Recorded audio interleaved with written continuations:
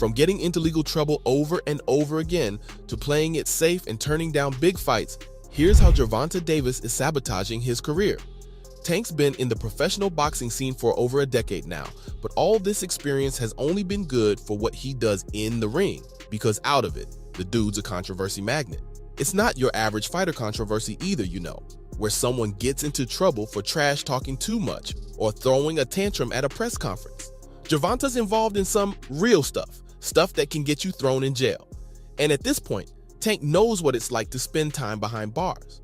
It's almost as if he has zero PR, because he goes out and does whatever he wants and no one stops him. Well, except for the police, of course. Gervonta's had several arrest warrants issued against him over the past few years. This one time he got into an argument with a man at an ATM, and when a police officer showed up to calm the situation down, Tank just straight up shoved him. Oh, and don't even get me started on his long history of domestic violence charges. People say the only reason why he didn't get thrown in jail over those was that he was simply too influential and rich. But even though Gervonta's avoided trouble with his assault cases, there's one incident that's destroyed his legacy forever: the hit-and-run case.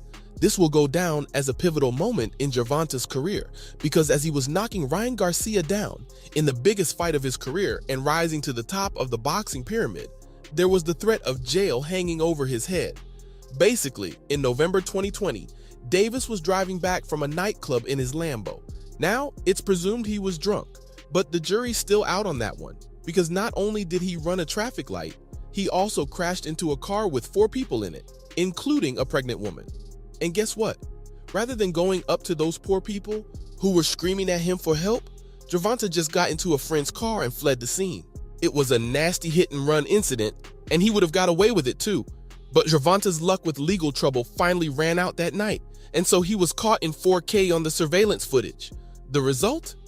Years of persecution, with Tank finally pleading guilty in February 2023, months before his fight with Garcia.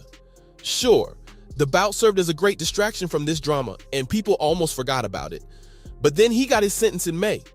People said he was lucky to avoid jail time and only get a house arrest order. In fact, that's what the judge said too, because she didn't want someone with his star power to suffer like that. That said, if there's one thing we've learned about the guy over the years, it's that he's gonna land himself into trouble for no reason. Seriously, things would have been fine if he'd stayed at his trainer's apartment in Baltimore for 3 months. But nope, like I've said, Davis is a controversy magnet. First, he wanted to live in his Florida mansion rather than the apartment, which wouldn't have been much of a punishment anyway. And when the judge said no to that, then the dude left the apartment anyway and bought himself a shiny new penthouse worth millions of dollars. It showed just how little he cared about the law or his boxing legacy, because there's no way he actually thought he'd get away with that, right? And so he was told to spend the rest of his sentence in jail. Obviously, he threw some tantrums while he was in there, calling the judge crazy and all that. But again, the only guy to blame in that situation was himself. I mean, even if he's out now, it's only a matter of time until he does something unhinged again and gets into legal trouble for it. Honestly, it's become a part of Gervonta's brand at this point, but not in a good way. I'm sure sponsors are hesitant to endorse him, because there's no way they want to associate with someone so problematic. And then there are the fans too, who've been let down by his character time and time again. Don't get me wrong, I know Tank's done charity work and has given back to the community too, but that doesn't justify all the horrible things he's done. The dude's a walking menace, and it's a shame because he's a damn good boxer. Gervonta would be considered one of the greats if he wasn't so hell-bent on destroying his legacy. He's got the most lethal left hook in the sport.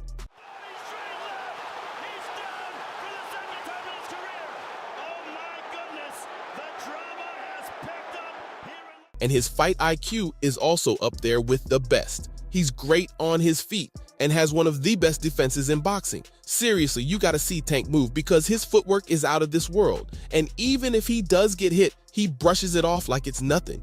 Besides, it's almost impossible to guess what he's gonna do next. People say he's a one-trick pony with his hook, but the reality is that he's one of the most versatile boxers out there. He's got an incredible jab, and his body shots can make any man quit, which is exactly what we saw during his bout against Garcia too. We said the middle rounds is when Gervonta seems to get a stranglehold of a fight. He's able to get the... It's just that he uses his hook as the finishing blow. That's part of the reason why Gervonta's got such a high knockout percentage too, because he wears his opponents down with other shots before bringing in the big guns. And the way he winds up his hooks is also insane.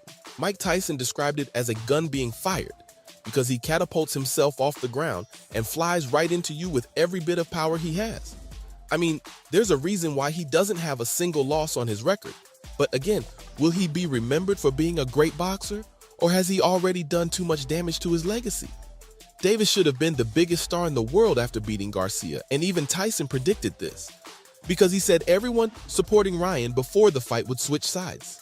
Though despite how incredible Tank was in that bout, the fans never switched sides to support him. After all, what's the point of rooting for someone who's one mishap away from more jail time?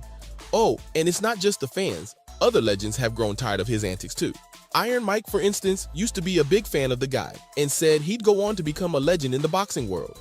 But when he was recently asked if Tank was as good as him, Mike said, maybe just getting in trouble with the law. Other than that, no.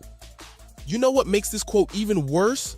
The fact that Mike himself has done so much problematic stuff in his career and has even spent 3 years in prison. So if he wants to distance himself from you, then there must be something seriously wrong with you. Rolando Romero also weighed in on Gervonta's issues, blaming Floyd Mayweather for spoiling him. He said Floyd may have turned Tank into a formidable fighter, but he's failed to mold Gervonta into a good person.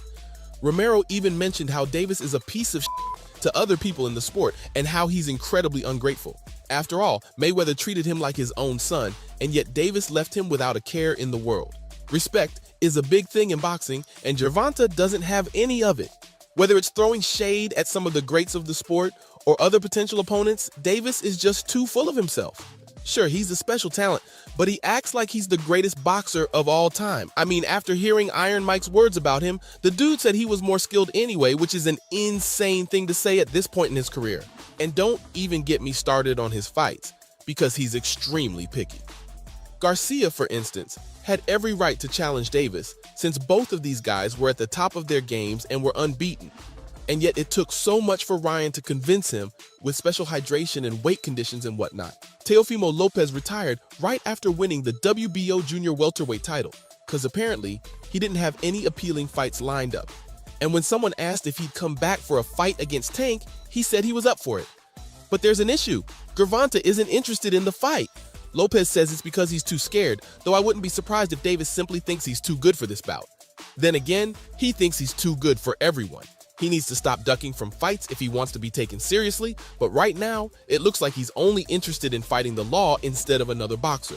So there you have it.